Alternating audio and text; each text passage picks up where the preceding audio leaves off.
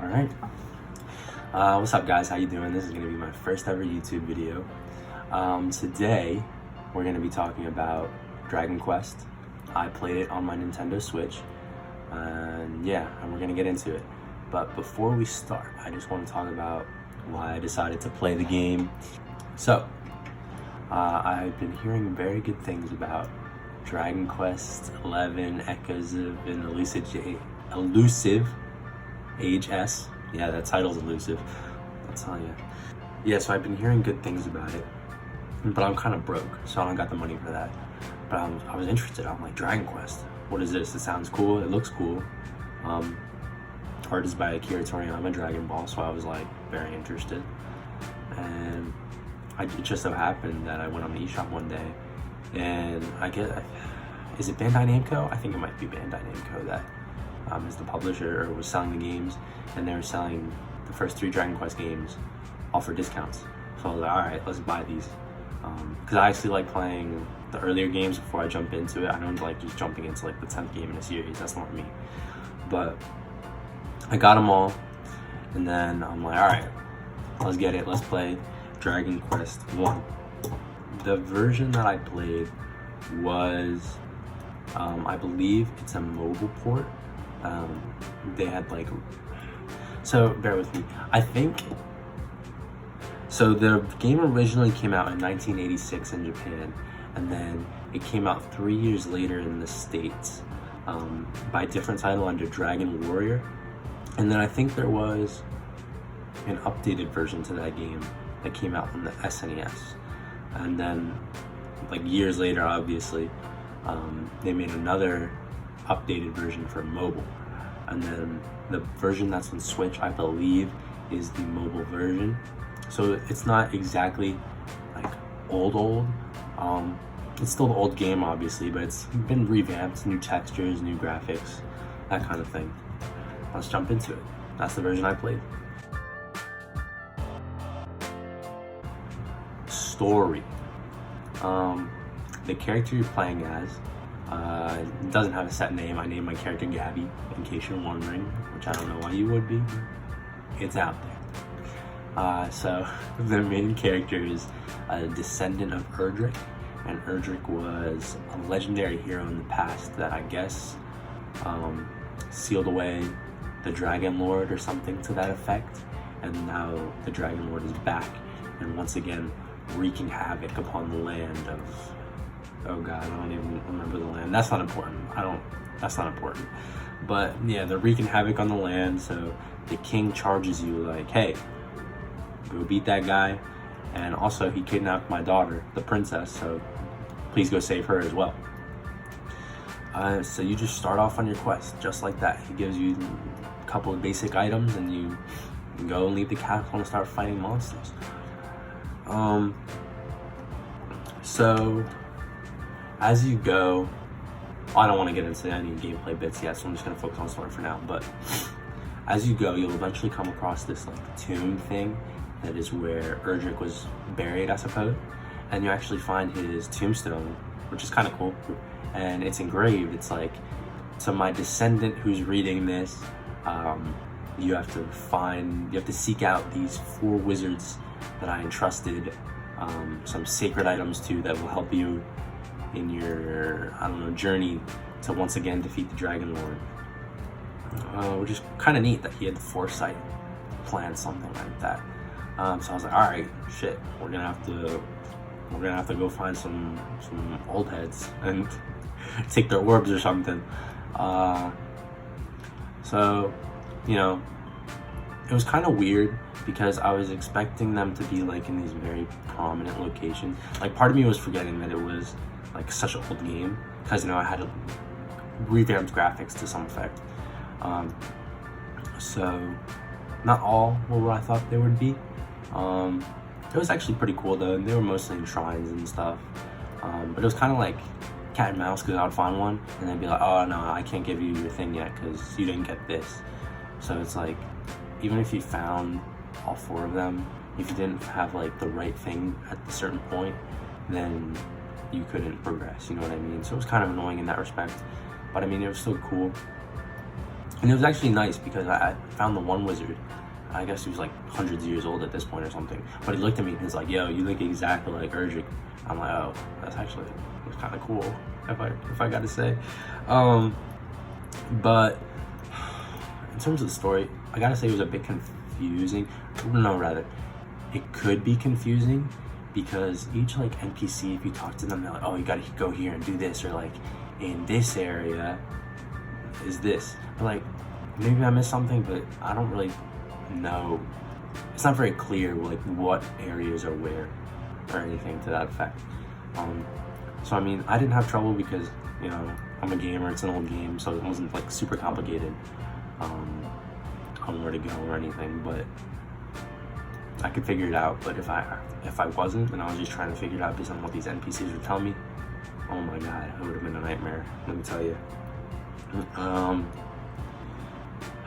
I did like how you could find some of Erdrick's stuff. I believe you could find his sword and his armor, which I believe are the best of their respective things in the game, which I think that was a nice touch. I really liked that. What else? Yes, when you save the princess, they have like that green dragon guarding her, but it actually shows the green dragon. It's not like you just walk up to the princess and all of a sudden there's like a random Pokemon battle encounter or something. I actually really like that, how you like actually see the monster on the map. And I'm like, oh shit, is this a Dragon Lord? And I'm like, oh, it's just a fucking peewee green dragon. But you know, at that time I thought it might have been the end boss already. But then you obviously beat the dragon and you have to carry the princess back to the castle. And you know, the princess gets pretty smitten with you for doing that, and she's like, I want to have your babies. She didn't actually say that, but she was thinking it. But no, so yeah, so you set off once again after having saved the princess to go and, you know, progress the game and beat the Dragon Lord. But then is a severe spike in difficulty, which led me to hours of grinding. Not hours, but like an hour or two or three. So yeah, that was kind of annoying. And then you actually go to the castle way south on the map, which I thought was really cool, but it's like really roundabout in the way you got to get there, and it's kind of annoying because I thought it would be like the super story important location, but I mean, I guess it kind of is because you get the magic keys there that allow you to really open the rest of the map area in towns. I was kind of expecting a bit more. Like once again, I was kind of losing it that this was such an old game. But like looking back now, it's very understandable. And I'm not blaming the game at all. I'm just saying, like, and at that moment, I thought there would be more. So yeah, then we got all the orbs and stuff, combine them, and we got like this rainbow thing, I believe, and then we can make the bridge to go to fight the Dragon Lord in the castle. And oh my god, were there some tough enemies, and it was like winding dungeons. Yeah, it was a lot. Oh, wait, before I get there, when you're getting Erdrick's armor, there's like this abhorrent knight that's guarding it. Oh my god. That thing was so tough. That thing was so damn tough. Alright. Okay. Where was that? Yeah, the Dragon Lord Castle. Yeah, I really liked it. It really felt like a true like dungeon crawler, like going through all these mazes and shit, and like creeping through the castle and beating all these tough dragons and stuff. And then you finally get to the Dragon Lord, and he looks imposing. I gotta say, he really does look imposing. And you go up to him, but he was kind of a peewee. You know, just hit him with the sword, and then I beat him, and I was like, oh, that was kind of easy. And then he fucking transformed into a dragon. Yep, that happened. That happened. And you know, the first time I fought him, I went, that was like my first run through the dungeon, so I was like, had 0 MP left. So he transformed into the dragon, and then just fucking obliterated me because I had no MP or no items to heal. So yeah, that was fun. But I did really like how he transformed into the dragon. I thought that was really cool. I was like, oh, I beat him already? And I was like, you thought? I actually did like that. I was not expecting that at all. But so yeah, and then I just leveled up a few more times, and then I came back and beat him. And then The one thing I will say though is that once you go back to the castle at the end of the game, and the princess is like, "Yo, we're gonna get together, right?" And your main character is like, "Yeah, but not here though. Even though the king said I could be new king, nah, we're leaving. We're gonna try and form our own kingdom," which I mean is cool. But I mean, like, I don't know, if it was me, I might just take that kingdom. I'll take that. Thank you for the crown, king. Like, think about it. What is that king gonna do now? That was his only damn daughter, and we just took her. How is he gonna find another suitor? Like, how are we gonna form another kingdom? I don't know. That's all I'm saying. I didn't really get that part. It was cool, but like, if it was me, give me that crown. You know what I'm saying? So yeah. Oh wait, there's one thing. There was one thing. Oh, this isn't what I was gonna say, but it is part of it. So in the Dragon Lord's dungeon or whatever in the castle, you find like this cursed belt, and I put it on, and it made me cursed or something. So when I died and the king revived me, he was like, "Yo, you can't be coming in here with that, bro. You're ugly. Get out of my sight. You're damn cursed. You're gonna make me sick with that." I'm like, oh shit, he just kicked me out of the whole ass kingdom. Nobody wanted to talk to me. They were like, "Oh, you're cursed, bro. You gotta leave." Yeah, felt bad. Oh, there was also that one girl in the town right next to the castle. She's straight. She straight gets dirty with you, bro. You go out to talk to her and she's like, "Oh man, I really like you. Ha ha, wink wink." And then you go to the inn together and you spend the night. I'm like, oh, okay. That's what's up. So, gameplay. And presentation. My bad, gameplay and presentation. So presentation first, as I said in the intro, Akira Toriyama. I love that man. Dragon Ball, Dr. Slump. There's that one with the demons. I don't recall what it is. There's like that aerial thing. Or is that Dr. I don't know. I'm not sure. I don't know these things that well. But what I will say is that the art, whenever you got into an encounter, it was so beautiful.